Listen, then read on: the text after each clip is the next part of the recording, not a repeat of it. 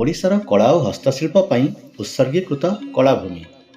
ସୁନ୍ଦର ସ୍ଥାପତ୍ୟ ଏବଂ ଉତ୍କୃଷ୍ଟ ମୂର୍ତ୍ତି ସହିତ ଗୌରବମୟ ପ୍ରତ୍ନତାତ୍ତ୍ୱିକ ସ୍ମାରକୀଗୁଡ଼ିକ ଓଡ଼ିଶାର ସମୃଦ୍ଧ କଳାତ୍ମକ ପରମ୍ପରାର ଏକ ଜୀବନ୍ତ ସାକ୍ଷ୍ୟ। ଭୁବନେଶ୍ୱର ବରମୁଣ୍ଡା ନୂଆ ବସ୍ଷ୍ଟାଣ୍ଡରୁ ଖଣ୍ଡଗିରି ଛକ 1.5 କିଲୋମିଟର ହେବ। ଖଣ୍ଡଗିରି ଛକରୁ ବାମପଟେ ପୋଖରୀପୁଟ ଲିଙ୍ଗରାଜ ଷ୍ଟେସନ ରାସ୍ତାରେ 2.5 କିଲୋମିଟର ଆସିଲେ କଳାଭୂମି ବସ୍ଷ୍ଟପ୍ ପଡ଼ିବ। ବସ୍ଷ୍ଟପ୍ର ଠିକ୍ ଅପରିପାର୍ଶ୍ୱରେ ଶିଳ୍ପୀ ବିହାରରେ ଅବସ୍ଥିତ ଓଡ଼ିଶା ହସ୍ତଶିଳ୍ପ ସଂଗ୍ରହାଳୟ କଳାଭୂମି। ଓଡ଼ିଶାର କୁଶଳୀ ହାତ ମାଧ୍ୟମରେ ଝଲସୁଛି ଭାରତର ଆତ୍ମା। 22 ମାର୍ଚ୍ଚ 2018 ମସିହାରେ ପୂର୍ବତନ ମୁଖ୍ୟମନ୍ତ୍ରୀ ମାନ୍ୟବର ଶ୍ରୀଯୁକ୍ତ ନବୀନ ପଟ୍ଟନାୟକଙ୍କ କରକମଳରେ ଉଦ୍ଘାଟନ ହୋଇଥିଲା। ପାଖାପାଖି 13 ଏକର ଅଞ୍ଚଳରେ ପରିବ୍ୟାପ୍ତ 8 ଗୋଟି ଗ୍ୟାଲେରୀ, ଖୋଲା ଆକାଶ ଏମ୍ପି ଥିଏଟର, କର୍ମଶାଳା କ୍ଷେତ୍ର ଏବଂ ସ୍ମାରକୀ ଦୋକାନରେ ବିଭକ୍ତ ହୋଇଛି। ଆର୍କିଟେକ୍ଟ ଷ୍ଟୁଡିଓ ଦ୍ୱାରା ଡିଜାଇନ୍ ହୋଇଥିବା ସଂଗ୍ରହାଳୟଟି ଲାଟେରାଇଟ୍ ପଥରରେ ତିଆରି ହୋଇଛି। ପରିଦର୍ଶନ ସମୟ ସକାଳ 10ଟାରୁ ସନ୍ଧ୍ୟା 5:30 ପର୍ଯ୍ୟନ୍ତ। ସୋମବାର ବ୍ୟତୀତ ଅନ୍ୟ ସବୁ ଦିନ ଖୋଲା ରୁହେ। ଏତଦ୍ବ୍ୟତୀତ ସରକାରୀ ଛୁଟି ଦିନମାନଙ୍କରେ ବନ୍ଦ ରୁହେ। ପ୍ରବେଶ ମୂଲ୍ୟ 10 ଟଙ୍କା ଥିବାବେଳେ ଛାତ୍ରଛାତ୍ରୀମାନଙ୍କୁ ତଥା 12 ବର୍ଷର କମ୍ ଶିଶୁଙ୍କୁ ଏବଂ ବୁଣାକାର ହସ୍ତଶିଳ୍ପ କାରିଗରମାନଙ୍କୁ ପ୍ରବେଶ ମୁକ୍ତ, କିନ୍ତୁ ପରିଚୟପତ୍ର ଥିବା ଆବଶ୍ୟକ। ଭିତରେ ପଶୁ ପଶୁ ବାମ ପାର୍ଶ୍ୱରେ ଗ୍ରାମଦେବୀ ଶୋଭା ପାଉଛନ୍ତି। ପ୍ରାକୃତିକ ପରିବେଶ ଭିତରେ ମନଟା ହାଲୁକା ଲାଗିଯାଏ। ସଂଗ୍ରହାଳୟର ପ୍ରବେଶ ପଥରେ ପ୍ରଥମେ ପଡ଼େ ଏଭି ରୁମ୍ ବା ଅଡ଼ିଓ ଭିଜୁଆଲ ରୁମ୍। ଏଠାରେ ଓଡ଼ିଶାର ହସ୍ତକଳାର ଝଲକ 5 ମିନିଟ୍ ଭିତରେ ଦେଖିବାକୁ ପାଇବେ। ତାପରେ ଟେରାକୋଟା ଗ୍ୟାଲେରୀ ବା ମୃଣ୍ମୟ କଳାକୃତିର ସମ୍ଭାର ଦେଖିବାକୁ ପାଇବେ। ମାଟିରେ ତିଆରି ମାଠିଆ, ଝୁଣାଦାନି, ନାଲି ଘୋଡ଼ା, କଳା ଘୋଡ଼ା, ଆଚାର ହାଣ୍ଡି, ଜାର୍, ଖଟୁଳି, ଦୀପରୁଖା ତଥା ବିଭିନ୍ନ ପ୍ରକାର ମାଟି ପାତ୍ର ଦେଖିବାକୁ ପାଇବେ। ତାପରେ ଟ୍ରାଡିସନାଲ ପେଣ୍ଟିଂ ବା ପାରମ୍ପରିକ ଚିତ୍ରକଳା ଗ୍ୟାଲେରୀକୁ ପ୍ରବେଶ କରିବେ। ସମ୍ମୁଖରେ ଘୋଡ଼ା ନାଚରେ ବ୍ୟବହାର ହେଉଥିବା ସୁସଜ୍ଜିତ ଘୋଡ଼ାଦ୍ୱୟ ମନକୁ ମୁଗ୍ଧ କରିଦିଏ। ଚିତ୍ତାକର୍ଷକ ପଟ୍ଟଚିତ୍ରମାନଙ୍କର ଭଳିକି ଭଳି ଚିତ୍ର ମନର ତରଙ୍ଗକୁ ତରଙ୍ଗାୟିତ କରିଦିଏ। ଗଞ୍ଜପାତାସରେ ଦଶାବତାର, ରାମାୟଣର ଦୃଶ୍ୟ ଏବଂ ପ୍ରତୀକଧର୍ମୀ ଚିତ୍ରମାନ ଶୋଭା ପାଉଛି। ପଟ୍ଟଚିତ୍ର ଓଡ଼ିଶାର ଜନପ୍ରିୟ ଓ ବହୁଳ ଭାବେ ପ୍ରସାରିତ ଚିତ୍ରକଳା ଅଟେ।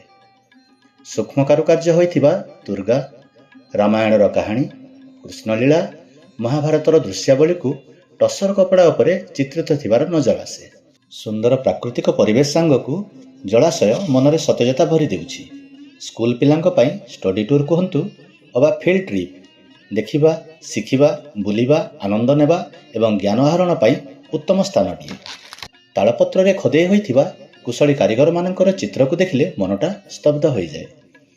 ଚିତ୍ରିତ କାଷ୍ଠ ହସ୍ତଶିଳ୍ପ ମଧ୍ୟରେ ଖେଳଣା, ସିପାହୀ, ଘୋଡ଼ା, ଶ୍ରୀକୃଷ୍ଣ, ଅଶ୍ୱାରୋହୀ ଇତ୍ୟାଦି ସ୍ଥାନ ପାଇଥିବା ବେଳେ କାଷ୍ଠ ଓ କାଗଜ ନିର୍ମିତ ମୁଖା, କଣ୍ଢେଇ, ଦୁର୍ଗାଦେବୀ ମୁଖା ଇତ୍ୟାଦି ସୁନ୍ଦର ଭାବରେ ପ୍ରଦର୍ଶିତ କରାଯାଇଛି।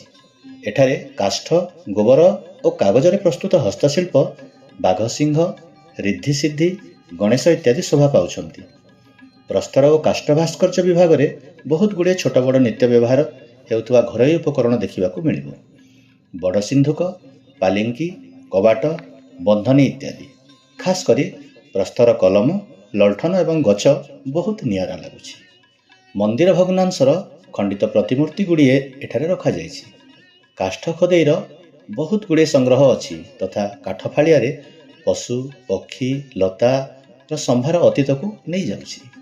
ଧାତବ କଳାକୃତି ବିଭାଗରେ ଲୌହ ହସ୍ତଶିଳ୍ପ, ଢୋକ୍ରା, ପିତ୍ତଳ ହସ୍ତଶିଳ୍ପରେ ମୁଣ୍ଡକଣ୍ଟା, ଅଣ୍ଟାସୂତା, ପାହୁଡ଼, ବିଭିନ୍ନ ପ୍ରକାର ପାତ୍ର ତଥା ଛୋଟ ବଡ଼ ନିତ୍ୟ ବ୍ୟବହାର ହେଉଥିବା ଅନେକ ଜିନିଷ ଦୃଷ୍ଟିଗୋଚର ହେଉଛି। ପିତ୍ତଳ ହସ୍ତଶିଳ୍ପରେ ସେମିତି ବହୁତ ପ୍ରକାର ଜିନିଷ ସଂଗ୍ରହ ରଖାଯାଇଛି। ତମ୍ବା ପିତ୍ତଳରେ ତିଆରି ଝାଞ୍ଜ, ବଂଶୀ, ମୃଦଙ୍ଗ, ଦେଶୀ ମଦ ପ୍ରସ୍ତୁତି ପାତ୍ର, ସର୍ପ ଇତ୍ୟାଦି ରଖାଯାଇଛି। ରୂପା ତାରକସି କାମରେ ସାମୁଦ୍ରିକ ନୌବାଣିଜ୍ୟର ପ୍ରତିଛବି ବେଶ ଆକୃଷ୍ଟ କରୁଛି। ତା ସହିତ ଚୁଡ଼ି, ବ୍ୟାଗ୍, ମୟୂର, କାନ ଝୁମକା, ମୁଦି ଇତ୍ୟାଦି ପ୍ରଦର୍ଶିତ ହୋଇଛି। ପିତ୍ତଳର ଛୋଟ ବଡ଼ ବହୁତ ଗୁଡ଼ିଏ ପାତ୍ର ସୁନ୍ଦର ଭାବରେ ସଜା ହୋଇଛି। ପ୍ରାକୃତିକ କଳାକୃତିମାନଙ୍କ ଭିତରେ କାଇଁଚ ହସ୍ତଶିଳ୍ପ, ନଡ଼ିଆ କତାରେ ତିଆରି କଣ୍ଢେଇ, ଫୁଲଗଛ, ଚଢ଼େଇ ଇତ୍ୟାଦି ମନ ମୋହି ନେଉଛି। ସୋଲରେ ତିଆରି କଳାକୃତି ଦେଖିବାକୁ ଭାରି ଚମତ୍କାର ଲାଗୁଛି। ମା ଦୁର୍ଗା, ତିନି ଠାକୁର, ଗଣେଶ, ମୟୂର, ବୋଇତ, ସରସ୍ୱତୀ, ଟାହିଆ ଇତ୍ୟାଦି ଦେଖି କଳାକାରଙ୍କର ତପସ୍ୟା ବାରି ହୋଇପଡ଼ୁଛି। ଧାନଗଛ ନଡ଼ାରେ ତିଆରି ଚମତ୍କାର କଳାକୃତି ଦେଖିଲେ ଆଖି ଲାଖି ଯାଉଛି। କନ୍ଦର୍ପ ହସ୍ତିରେ ରାଧାକୃଷ୍ଣ, କନ୍ଦର୍ପ ଝୁଲଣରେ ରାସ, କନ୍ଦର୍ପ ଅଶ୍ୱରେ ରାଧାକୃଷ୍ଣ ଖୁବ୍ ମନଲୋଭା ହୋଇଛି। ଲାଖ ଏବଂ ବେତ ହସ୍ତଶିଳ୍ପର ବହୁତ ଗୁଡ଼ିଏ ସଂଗ୍ରହ ଦେଖିବାକୁ ମିଳୁଛି। ଶିଙ୍ଗରେ ତିଆରି ବିଭିନ୍ନ କଳାକୃତି ବେଶ୍ ଆକୃଷ୍ଟ କରୁଛି। କାନ୍ଥଟଙ୍ଗା ଚାନ୍ଦୁଆରେ ନବଗୁଞ୍ଜର ବେଶ ତଥା ବିଷ୍ଣୁଙ୍କ ଦଶାବତାର ଖୁବ୍ ଉଚ୍ଚ କୋଟିର ହୋଇଛି। ଧାନ ତଥା ଗୁଆରେ ତିଆରି କଳସ, ଜଗନ୍ନାଥ, ଫୁଲଗଛ ଇତ୍ୟାଦି ଦେଖିବାକୁ ଭାରି ଭଲ ଲାଗୁଛି। ଶାମୁକାରେ ତିଆରି ଜଗନ୍ନାଥ, ମାଛ, ପକ୍ଷୀ ଖୁବ୍ ଚିତ୍ତାକର୍ଷକ ଲାଗୁଛି। ଓଡ଼ିଶା ପୁରୁଷ ହକି ୱାର୍ଲଡ କପ୍ ଟ୍ରଫି ଦେଖି ଖୁବ୍ ଗର୍ବ ଅନୁଭବ ହେଉଛି। ଆଉ ଗୋଟିଏ ଗ୍ୟାଲେରୀକୁ ଯିବା ବାଟରେ ଶ୍ରୀ ବଳଭଦ୍ରଙ୍କ ତାଳଧ୍ୱଜ ରଥର ପ୍ରଭା ଏବଂ ଶ୍ରୀ ଜଗନ୍ନାଥଙ୍କ ନନ୍ଦିଘୋଷ ରଥର ପ୍ରଭା ଶୋଭା ପାଉଛି। ତାପରେ ପ୍ରି ୱେଭିଂ ଟେକ୍ନିକ୍ ବା ପ୍ରାକ୍ ବୟନ ପ୍ରବିଧ ଗ୍ୟାଲେରୀ ଅଛି।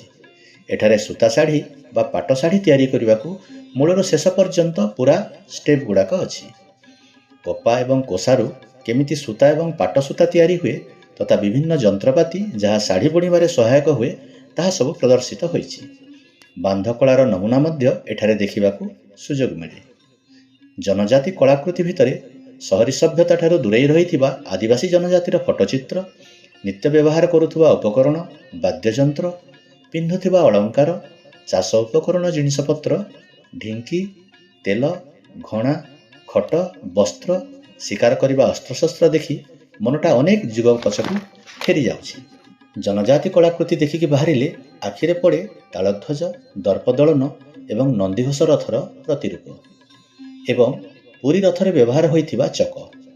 ବାହାର କାନ୍ଥରେ ଦୁଇଟି ବିରାଟ ଭିତ୍ତିଚିତ୍ର, ଗୋଟିଏ ପୁରୀ ଜଗନ୍ନାଥ ମନ୍ଦିରର ସ୍ନାନଯାତ୍ରା ଏବଂ ଅନ୍ୟଟି ଚାପ ଖେଳର ସୁନ୍ଦର ପଟ୍ଟଚିତ୍ର ଦର୍ଶକଙ୍କ ମନକୁ ଆକୃଷ୍ଟ କରିଥାଏ। ଜଗନ୍ନାଥ ସଂସ୍କୃତି ସହିତ ଜଡ଼ିତ ଏହି ଗ୍ୟାଲେରୀ ଆପଣମାନେ ଦେଖିବାକୁ ପାଇବେ ମନ୍ଦିରର ପ୍ରଥମ ଦ୍ୱାର, ମନ୍ଦିରରେ ବ୍ୟବହୃତ ହେଉଥିବା ସବୁ ପ୍ରକାର ମାଟିପାତ୍ର, ଚତୁର୍ଦ୍ଧାମୂର୍ତ୍ତିଙ୍କର ନାଗାର୍ଜୁନ ବେଶ, ପଦ୍ମ ବେଶ, ଗଜାନନ ବେଶ, ବଡ଼ସିଂହାର ବେଶ ତଥା ସୁନା ବେଶ, ଠାକୁରଙ୍କର ପ୍ରଭାସିଂହାସନ, ଶ୍ରୀମନ୍ଦିର ନୀତିକାନ୍ତିରେ ବ୍ୟବହାର ହେଉଥିବା ପିତ୍ତଳ ଦ୍ରବ୍ୟ, ବାରିଖଣ୍ଡୁଆ, ବିଭିନ୍ନ ପ୍ରକାର ରେଶମ କପଡ଼ା, ସେଜ ଓ ଗଦି। ରଘୁନାଥ ବେଶ ପରମ୍ପରା ଅନୁଯାୟୀ ବୈଶାଖ ମାସରେ ଯେଉଁଦିନ ରାମଚନ୍ଦ୍ରଙ୍କ ଅଭିଷେକ ଉତ୍ସବ ପଡ଼ିଥାଏ ସେହି ତିଥିରେ ରଘୁନାଥ ବେଶ ପଡ଼ିଥାଏ।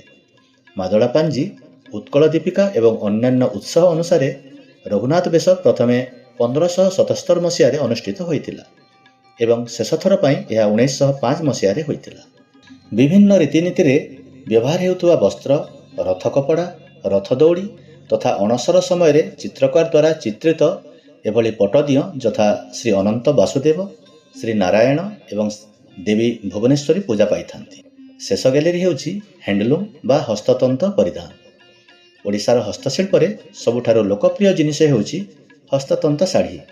ବଲାଙ୍ଗୀର, ସୋନପୁର, ସମ୍ବଲପୁର, ଗଞ୍ଜାମ, କଟକ ତଥା ଅନ୍ୟାନ୍ୟ ଜିଲ୍ଲାରେ ଉତ୍ପାଦିତ ହସ୍ତତନ୍ତ କପଡ଼ା ଉତ୍ପାଦ ଗୁଡ଼ିକ ଦେଶ ତଥା ବିଦେଶରେ ବହୁତ ଲୋକପ୍ରିୟତା ହାସଲ କରିଛି।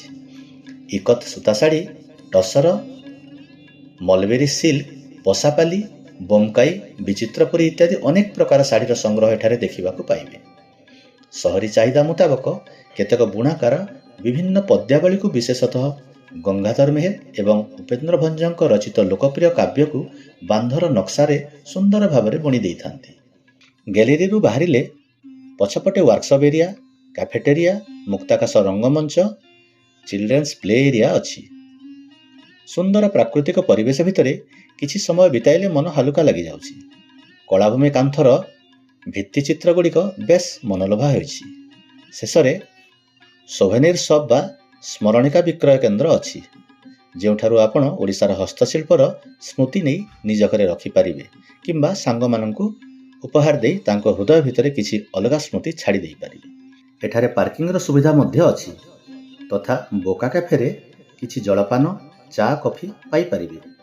ଶେଷରେ ଭିଡ଼ିଓଟିକୁ ଲାଇକ୍ କରିବାକୁ ଭୁଲନ୍ତୁ ନାହିଁ ତଥା କମେଣ୍ଟ କରି ଆମର ମନୋବଳକୁ ବଢ଼ାଇବାରେ ସହାୟକ ହୁଅନ୍ତୁ।